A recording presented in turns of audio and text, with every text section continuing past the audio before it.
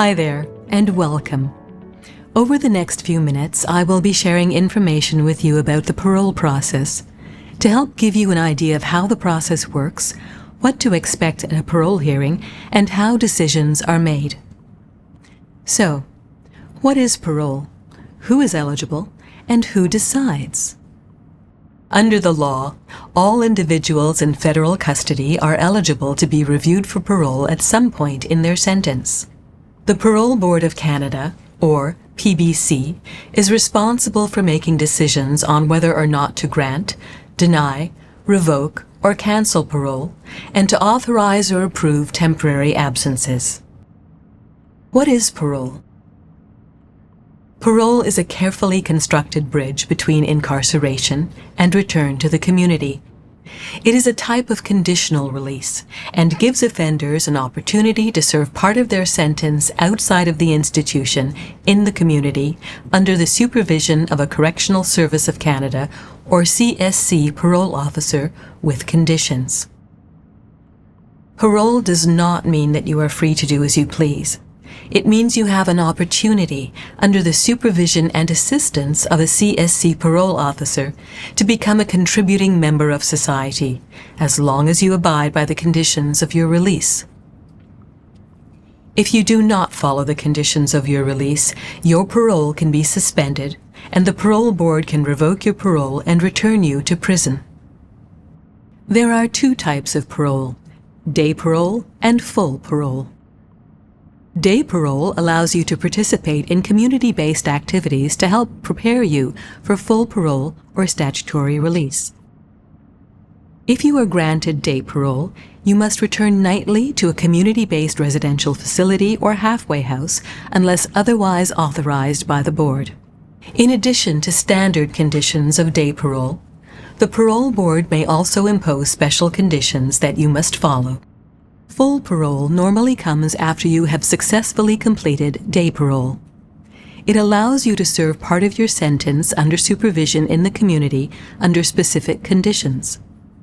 People on full parole normally live in a private residence.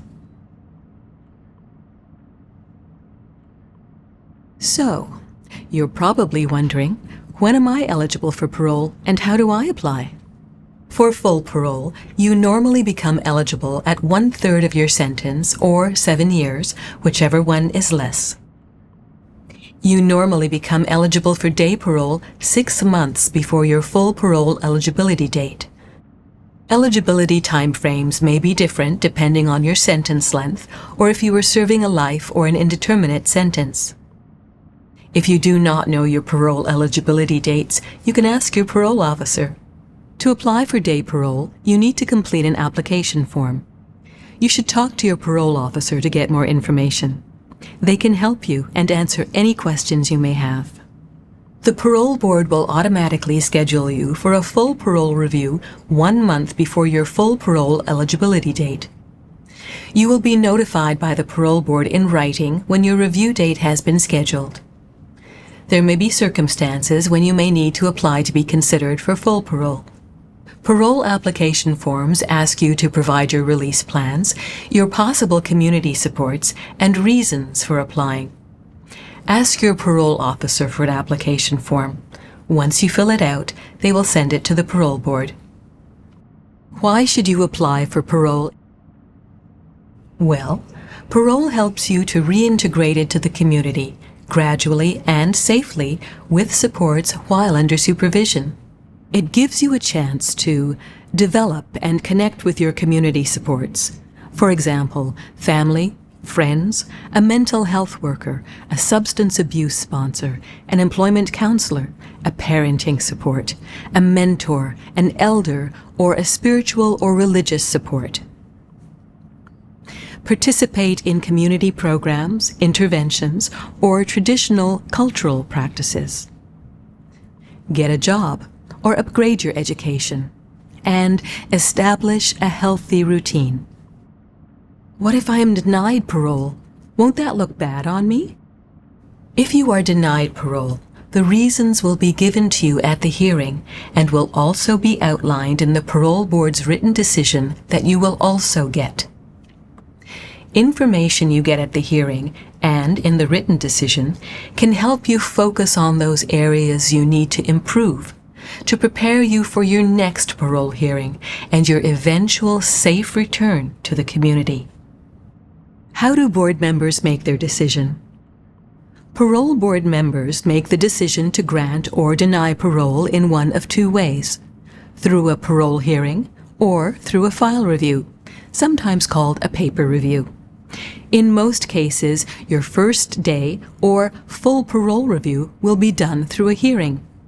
When making decisions, board members consider all relevant available information.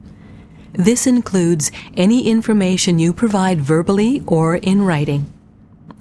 What you have learned, the skills you have developed, and any progress you have made by yourself or through participation in programs, cultural or traditional activities, or interventions that deal with your risk to reoffend and support your safe return to the community. Your behavior in the institution and while on any previous release. For example, what you have done to deal with your risk areas or needs since you committed your offense, what challenges you have faced, and how you have dealt with them. Any relevant background factors, such as poverty, systemic racism, and Indigenous social history that may have played a role in your criminal and social history. Any information from the victim of your offense. And your release plan and your community risk management strategy. It's important to think about your strengths, skills, motivation, and the outside resources, including your community supports, that can help you continue with the positive gains and changes you have made. What is a parole hearing? So, what is a parole hearing, and what should you expect? Parole hearings are done in person in the institution or through video conference. A parole hearing gives parole board members a chance to look at your risk by talking with you about all of the information I just mentioned. The parole board is committed to giving you a respectful, inclusive, and safe space to have this conversation. What is a culturally responsive hearing? There are regular hearings, but also what are called culturally responsive hearings. The parole board understands the important role that culture and community play in the path to successful reintegration. Indigenous and Black people, and non-Indigenous people committed to an Indigenous way of life can ask for a culturally responsive hearing, including community-assisted hearings, which include the participation of an elder or cultural advisor. Elders or cultural advisors give parole board members important information. For example, information related to culture, traditions, or ceremonies, and may perform ceremonies on request, such as a smudge. They do not participate in the actual decision-making.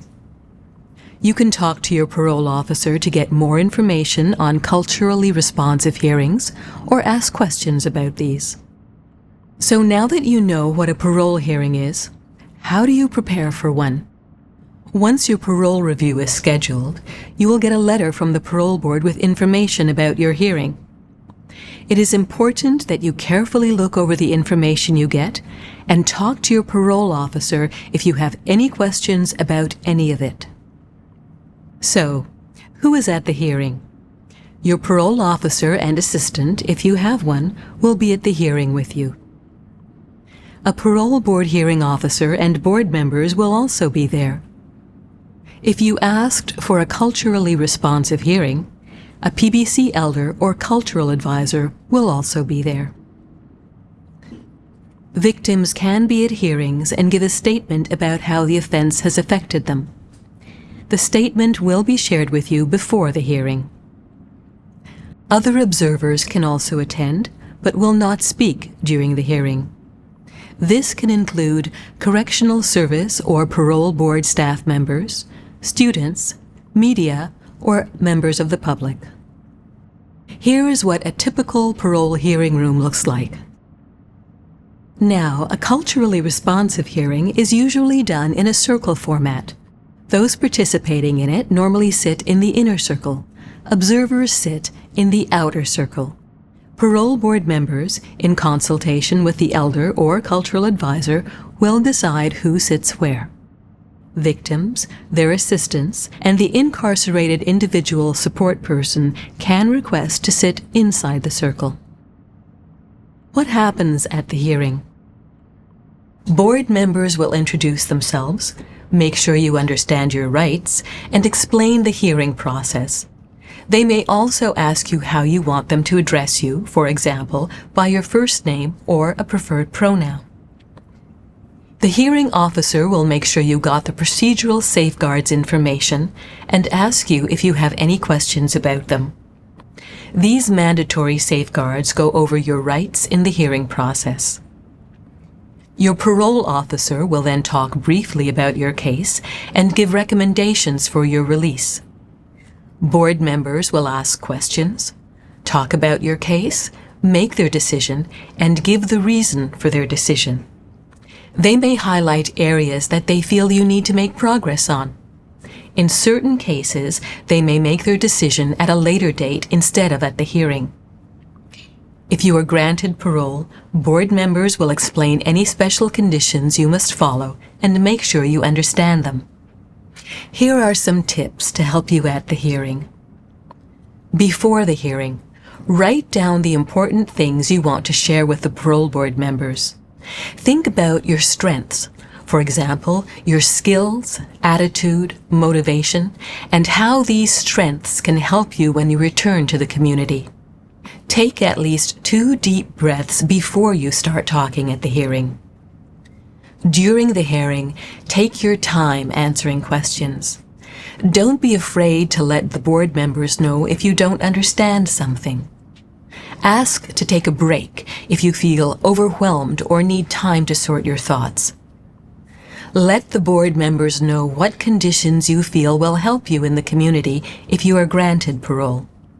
Remember to always answer honestly. There are no right or wrong answers or trick questions. Understanding your rights. You have the right to receive all information board members will use to make their decision. Tell board members what you want them to know about you and consider when making their decision. Have the hearing in English or French. Have an interpreter if English or French is not your first language. Have an assistant at the hearing, either from the community or from the institution, who can support you and give you advice before you answer questions or make a statement on your behalf. An assistant can be a family member, a friend, lawyer, community support, or another person you would like to have there to support you. Be told if any observers will be present, and invite community supports to observe your hearing. Note that all observers have to fill out an application form and be approved. Once the parole board has made its decision, you will get a copy of the written decision and reasons. If there was a hearing, you can ask your parole officer for an application to get a copy of the audio recording. Once you fill out the form, your parole officer will send it to the parole board. You can also appeal a decision based on specific reasons outlined in the law. Talk to your parole officer for more information and important deadlines. A final important reminder. A hearing can be stressful. Knowing what to expect and spending a bit of time preparing can help you feel more comfortable with the process. I hope this information has been helpful to you. For more information or if you have any questions, talk to your parole officer.